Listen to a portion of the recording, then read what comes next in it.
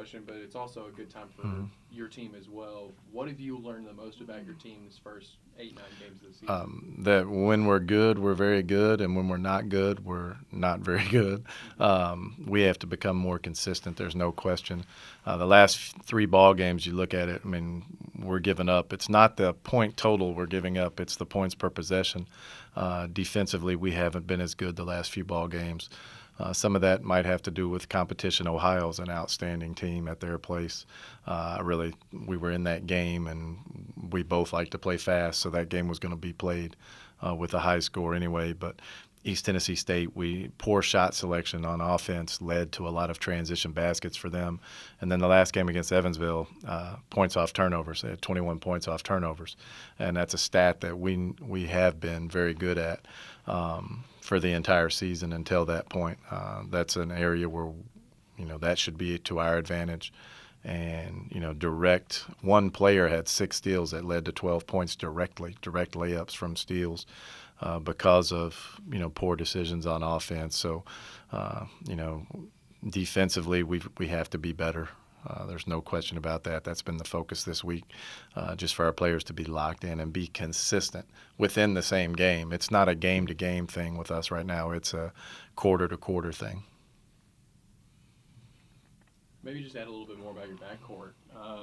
Obviously, Leasia and Kishana have been almost themselves. What have you seen out of them just this season?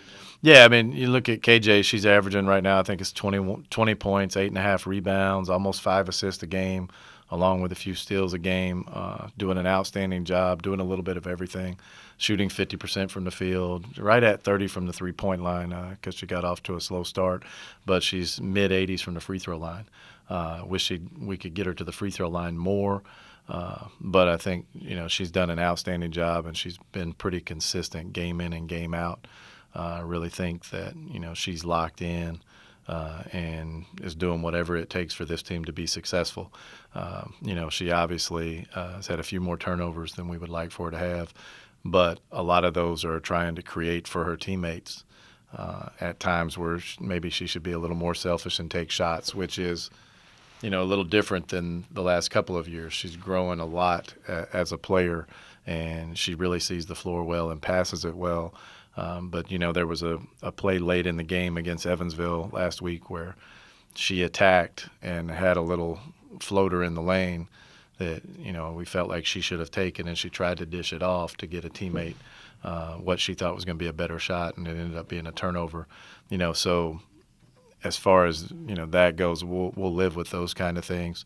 And then Leasia's had one really bad game where she didn't score very well, didn't shoot the ball well. Defensively, she's been a lot better this year from a consistent standpoint. Last year, she did a good job in getting steals, but a lot of times the ball gets by her, she just stopped playing. This year, she's been more consistent. We're still looking for her to be better every game in that area, but she's rebounding the ball great, averaging almost 14.5 points and 6.5 rebounds a game. And she's right at 4 assists a game as well. So, but the rebounding has been big for us. And then we have 2 other players, in Bria Gulledge and Bria Bethea, coming off the bench. Bria is that both are averaging in double figures for us. Jasmine Borders, I feel like, will end up in that double figures area. She's about 8 points a game right now. And then if, you're talking about the backcourt, but, we certainly need to get the ball inside more. Kyra Gulledge is shooting 62% from the field, but she doesn't touch it enough on the offensive end unless she goes and gets it off the glass. So, we need to do that better.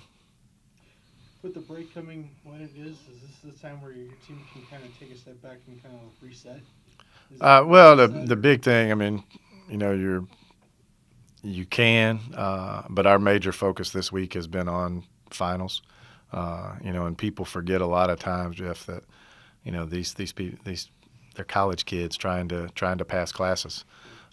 So there's we got kids worried about whether they're going to have a 4.0 or whatever right now, and that's what their focus should be. We've had good days of practice this week. We've tried to keep it competitive to where it's not just coming in and doing drill work after drill work and where the monotony can get to you.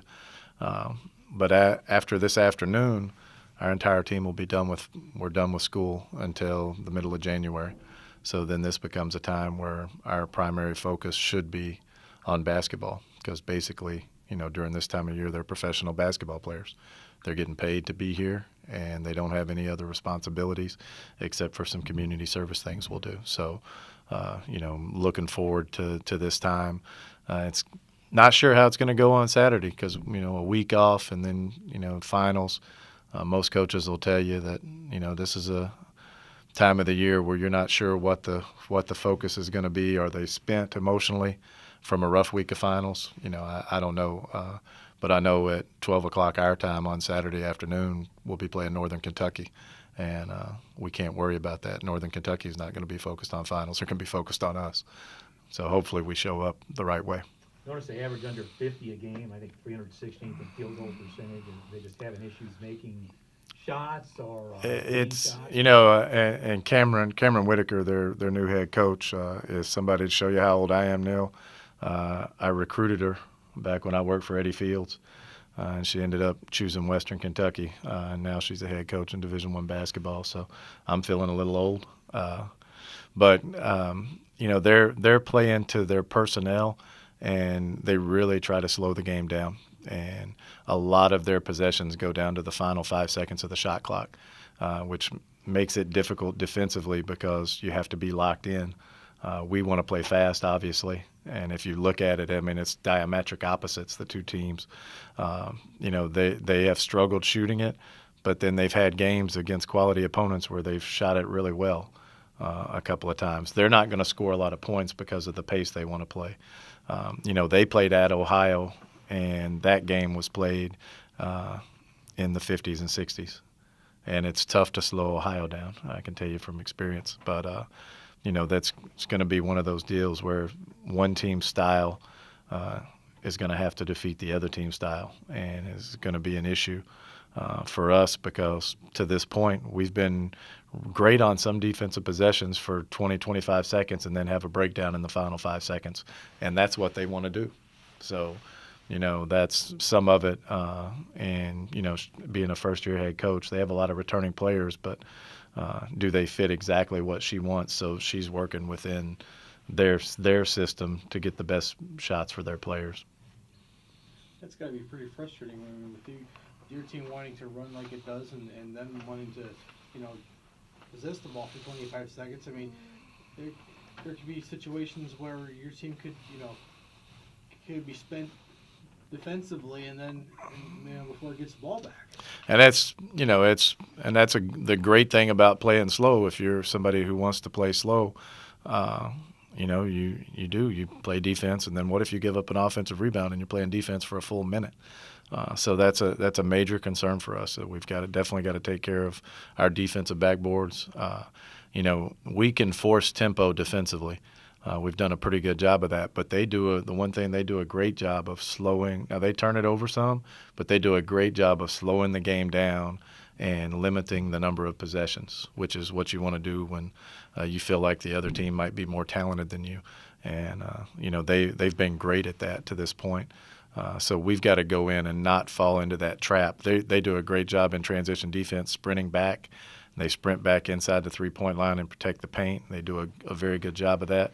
So we have to, if we want to play at our tempo, then we have to not settle for slowing down just because they do a good job of running back. We need to flow right into our offense immediately before they get a chance to really get set defensively.